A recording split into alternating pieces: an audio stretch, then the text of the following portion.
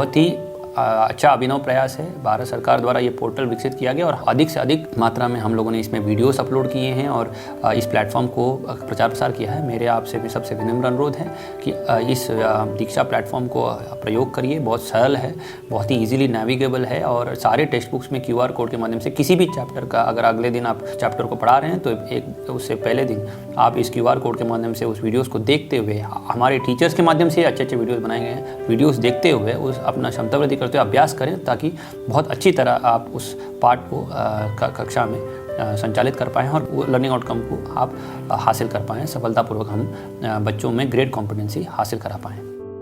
हमारे परिषदीय विद्यालय की किताबों में QR कोड दिया गया है। दीक्षा पोर्टल पर सारा डिजिटल कंटेंट उपलब्ध है और उस डिजिटल कंटेंट को हमारे इस QR कोड से लिंक कर दिया गया है। हम अपने मोबाइल में दीक्षा ऐप को डाउनलोड कर लेते हैं और QR कोड स्कैनर की मदद से इसको स्कैन करते हैं तो जो भी पाठ में डिजिटल कंटेंट दिया गया होता है वो इसमें चलना शुरू हो जाता है।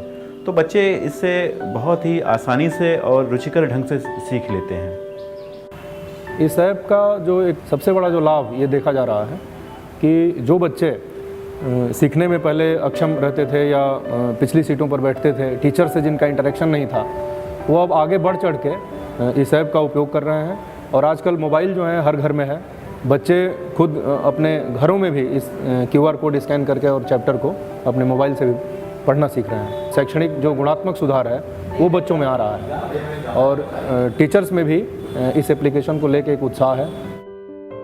मुझसे बोलते हैं कि मुझे ये बता दो। कभी ऐसा होता है कि हमें नहीं पता होता उस बारे में, तो हम सोचते हैं कि हम क्या करें, बच्चों को कैसे बताएं। तो दीक्षा ऐप से हम काफ़ी कुछ उन्हें पढ़ा पाते हैं, उससे हमें भी काफ़ी नॉलेज होती है। जो हमें समझ में नहीं आता वो हम भी उससे समझते हैं। टीचर ने पढ़ा दिया, उसके बाद नहीं बच्चे पढ़ पाते हैं, कोई चीज़ को भूल रहे हैं। अब तो टीचर से बोलने में शर्म लगती है, इसलिए इस पर वीडियो पर भी अपना देख करके उसको काम को पूरा कर सकते हो, पढ़ सकते। सुनने वाला हो, ऑडियो कंटेंट है तो उससे देखते क्या है, बच्चे उसी के हिसाब से अपना उच्चारण करने का प्रयास करते हैं। और जैसे कई बच्चों ने सीखा है अंग्रेजी बोलना, और ज़्यादातर बच्चे ऐसे हैं जो फर्स्ट जनरेशन लर्नर हैं, उनके घर में शुद्ध खाली मानक भाषा हिंदी भी नहीं बोली जाती, तो बहुत अच्छा लगता है कि बच्चे इंग्लिश बोलना सीख रहे हैं। अब हमारे विद्यालय का माहौल ये हुआ है कि आसपास के स्कूल जो भी कॉन्वेंट स्कूल चल रहे थे, ये बात दूर दूर तक फैली कि वहाँ पर इतनी अच्छी शिक्षा दी जा रही है, डिजिटल शिक्षा दी जा रही है।